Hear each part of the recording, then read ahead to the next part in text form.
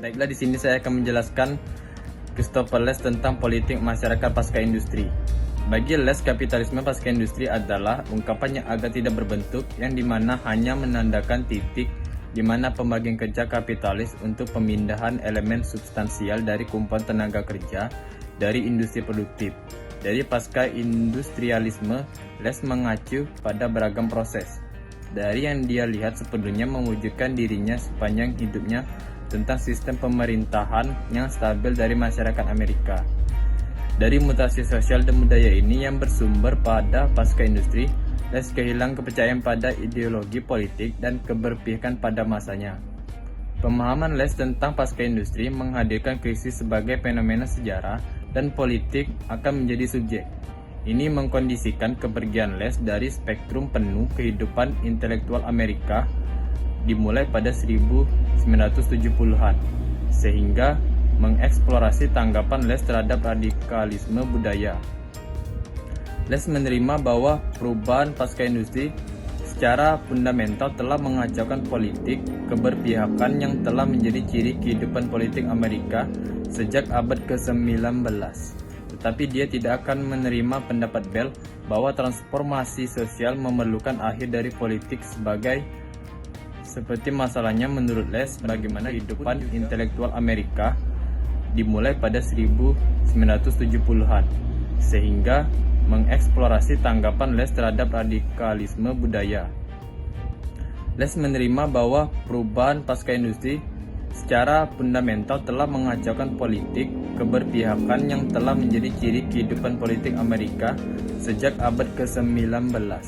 Tetapi dia tidak akan menerima pendapat Bell bahwa transformasi sosial memerlukan akhir dari politik seperti masalahnya menurut Les bagaimanapun juga merupakan masalah historis.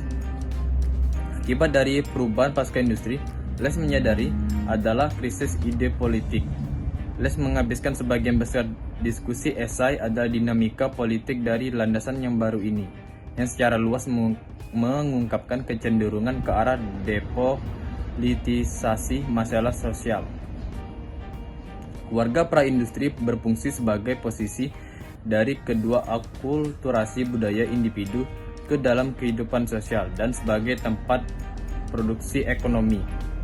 Politik di era pasca industri menurut Les kurang berfungsi sebagai bentrokan ideologis antara liberalisme dan konservatisme dan semakin menjadi dialektika tragis dan tak berujung antara terapi dan krisis.